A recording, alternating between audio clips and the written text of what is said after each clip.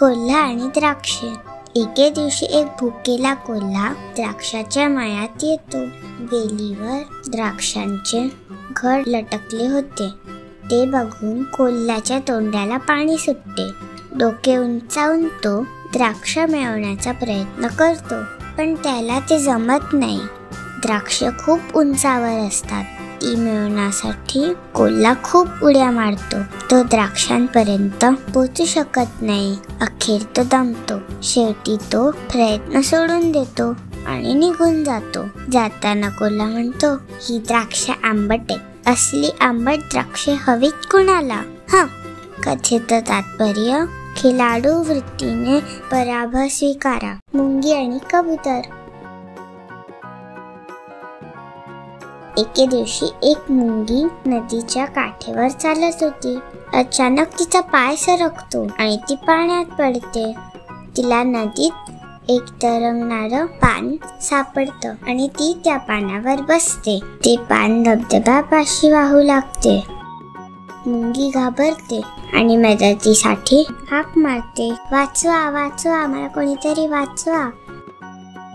एक कबूतर मुंगीला वाचवायला खाली उडतो आणि ते पान तोंडात घेतो. अलगद त्या पानाला गवतात ठेवतो. मुंगी म्हणते, धन्यवाद मित्रा, तू माझे प्राण वाचवलेस. मी तुला एके दिवशी नक्की मदत करीन. ते कबूतर बाय म्हणून जंगलाच्या दिशेने उडून जाते. काही दिवस जातात. एक शिकारी आणि कबूतरच्या दिशेने नेम घेतो. हे ते मुंगी बघते आणि धावत त्या शिकाऱ्याच्या दिशेने जाते. ती त्याच्या पायाला जोरात चावते. शिकारी जोरात ओरडतो आणि खालीच बसतो. त्याचा निशाणा चुकतो. कबूतरचे प्राण वाचतात. तो मुंगीला धन्यवाद म्हणतो आणि उडून जातो. कथेचं तात्पर्य, मदत करायला कोणी छोटे मोठे नसते. निळा कोल्हा. एके दिवशी एक कोल्हा अन्नाच्या शोधात शहरात जातो. तो अन्न शोधत असताना काही कुत्रे त्याच्या मागे लागतात. तो कोल्हा घाबरतो आणि स्वतःला वाचवण्यासाठी एका घरात पळतो. त्या घरात ड्रम्स भरून रंग असतात. तो कोल्हा लपण्यासाठी ड्रम मध्ये उडी मारतो. त्या ड्रम मध्ये निळा रंग असतो आणि त्यामुळे तो कोल्हा निळा होतो. तो जंगलात परततो तेव्हा त्याला कोणी ओळखत नाही. कोल्हा म्हणतो, मला देवाने पाठवले आहे जंगलाचे रक्षण करायला. सर्व प्राण्यांना हे खरं वाटते आणि ते त्या कोल्ह्याला जंगलाचा राजा बनवतात. सिंह आणि हत्ती त्याचे गार्ड बनतात. सर्व प्राणी त्याची सेवा करतात आणि त्याला रोज अन्न आणून देतात. एके रात्री काही कोल्हे जंगलात ओरडायला लागतात. निळ्या कोल्ह्याला राहवत नाही आणि सवयीप्रमाणे तोही ओरडतो. हे बघून दुसऱ्या प्राण्यांना कळते की हा तर कोल्हा आहे. सिंह रागाने त्याच्या अंगावर उडी मारतो. सगळे प्राणी त्याला जंगलाबाहेर हकलतात. कथेचं तात्पर्य, माणसाचा खरा स्वभाव फार लपून राहत नाही. गावठी उंदीर व शहरी उंदीर. एका गावाच्या शेतात एक गावठी उंदीर राहायचा. शहरात राहणारा एक उंदीर त्याचा मित्र होता. एकदा गावठी उंदराने शहरी उंदराला जेवणाचे आमंत्रण दिले. त्याने त्याला बोरे, शेंगा, कंदमुळे आणि अन्य पौष्टिक अन्न खायला दिले. पण ते देशी अन्न त्या शहरी उंदराला आवडले नाही. तो म्हणाला, हे जेवण खूप साधे व बेचव आहे. तू माझ्या घरी शहरात ये, मी तुला चांगले अन्न कसे असते ते दाखवतो. गावठी उंदराने ते आमंत्रण स्वीकारले आणि तो शहरात गेला. शहरी मित्राने त्याला बिस्किटे, पाव, ड्रायफ्रुट्स आणि खूप काही खायला दिले. अन्न रुचकर होते.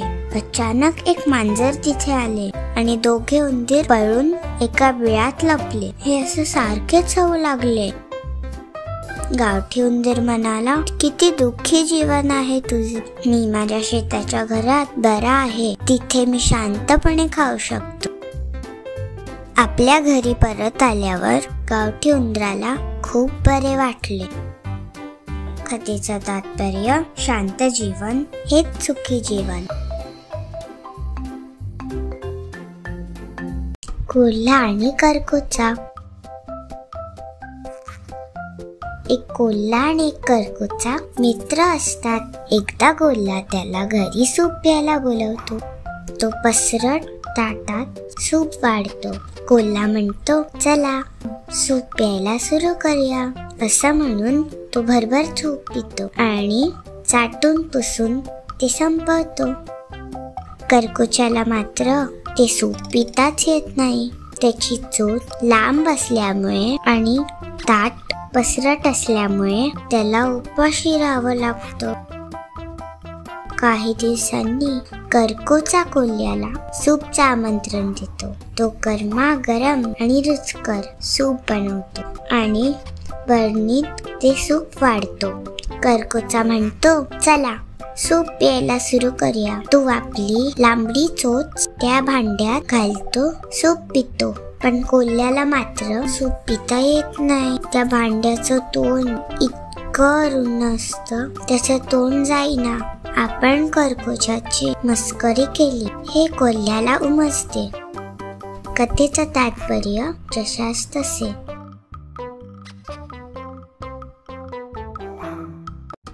तहानलेला कावळा. कडक उन्हाळा होता.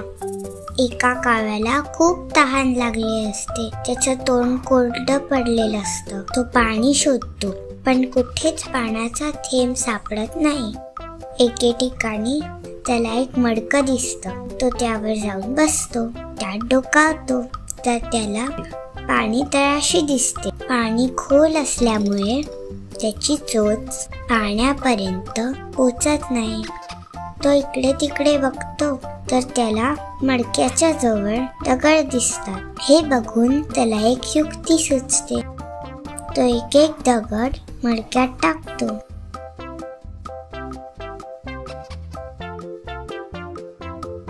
हळूहळू पाणी वर येतं. कावळा पाणी पितो, आपली तहान भागवतो आणि भुरकन उडून जातो. कथेचं तात्पर्य, इच्छा तिथे मार्ग. लबाड कोल्हा. आज मी तुम्हाला कावळ्याची गोष्ट ऐकवणार आहे. एके दिवशी एक लहान मुलगी पाव खात असते. तितक्यात एक कावळा जोरात उडून येतो आणि तिच्या हातातून पाव खेचून उडून जातो. नंतर तो एका झाडाच्या फांदीवर जाऊन बसतो. हे दृश्य एक कोल्हा बघतो आणि पाव बघून त्याच्या तोंडाला पाणी सुटतं. तो झाडाखाली येतो आणि कावळ्याला म्हणतो, तू किती सुंदर दिसतोयस आणि तुझा आवाजही गोडच असेल. मला एक गाणं ऐकवशील का? त्या मूर्ख कावळ्याला वाटते, मी खरंच एवढा सुंदर आहे आणि आवाज माझा इतका छान आहे. चला एक गाणं म्हणतोच. तो गाण्यासाठी आपले तोंड उघडतो आणि त्याच्या चोचीतून पाव पटकन खाली पडतो. कोल्हा लगेच ते उचलतो आणि पळून जातो.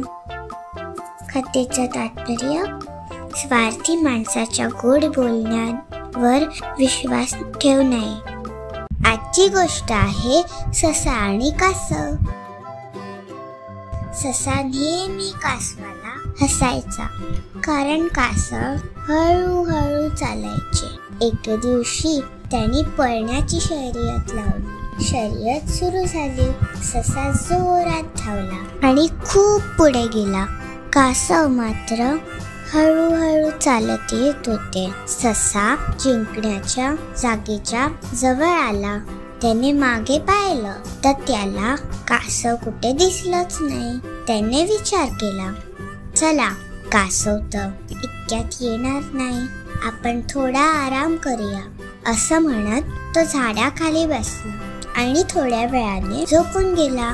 कासव आपल्या वेगाने हळूहळू चालत राहिला. जेव्हा ससा जागा झाला तेव्हा बघतो तर काय, कासवाने जिंकण्याची रेष पार केली होती. कासव जिंकला. ससा शर्यत हरला होता. कथेचं तात्पर्य, सावकाश पण निश्चयाने ध्येय गाठता येते. लाईक, शेअर आणि सबस्क्राईब करायला विसरू नका. आजची गोष्ट आहे शहाण्या मुंग्या. उन्हाळ्याचे दिवस होते. वातावरण प्रसन्न होतं. धान्य भरपूर पिकले होते. अशा वेळी एक नागतोडा पोटभर खाऊन गाणी म्हणत होता. त्याच वेळी त्याचे मित्र मुंग्या अन्नाचे कण गोळा करून नेत होत्या. त्याने त्या मुंगी मैत्रिणीला विचारलं, कुठे चाललीस एवढं अन्न घेऊन? मुंगी म्हणाली, माझ्या मित्रा, आम्ही येत्या पावसाळ्याची तयारी करत आहोत, अन्न साठवत आहोत. हे ऐकून नागतोडा हसायला लागला. मुंगी हे बघून निघून गेली. ऋतू बदलले. पावसाळा आला. ऊन नाहीशी झाली. अन्नाची टंचाई भासू लागली. नागतोड्याला स्वतःसाठी अन्न मिळवणे कठीण झाले. त्याच्यावर उपासाची पाळी आली. त्याने त्या मुंगीच्या घराचा दरवाजा वाजवला. ठक ठक. तो म्हणाला, मला काहीतरी खायला देतेस का? सबंध उन्हाळा तू गाणी म्हणत होता आणि माझ्यावर हसलास, असं मुंगी म्हणाली. नागतोडा म्हणाला, मला माफ कर. ठीक आहे, तू माझा मित्र आहेस. आपल्या मैत्रीसाठी मी तुला माझ्या घरी जेवायला बोलवते. कथेचं तात्पर्य, आजची बचत हीच उद्याची गरज. लोभी कुत्रा. एके दिवशी एका कुत्र्याला एक हाडूक उरलेले दिसते. तो ते बाहेर काढतो आणि कोपऱ्यात जातो. थोड्या वेळ तो ते हाडूक चाटतो. नंतर तो थकतो आणि झोपी जातो. थोड्या वेळाने तो उठतो आणि त्याला तहान लागते. तोंडात हाडूक धरून तो नदीच्या दिशेने चालू लागतो. नदीच्या पाण्यात त्याला स्वतःचे प्रतिबिंब दिसते. त्याला असे वाटते की पाण्यात आणखीन एक कुत्रा आहे. त्याच्या तोंडातही हाडूक आहे. त्याला तेही हवे असते आणि म्हणून पाण्यातल्या कुत्र्यावर भुंकण्यासाठी तो तोंड उघडतो. त्या क्षणी त्याच्या तोंडातील ते हाडूक नदीत पडते. हवडेपणामुळे कुत्रा गमावतो. कथेचं तात्पर्य, अति तेथे माती.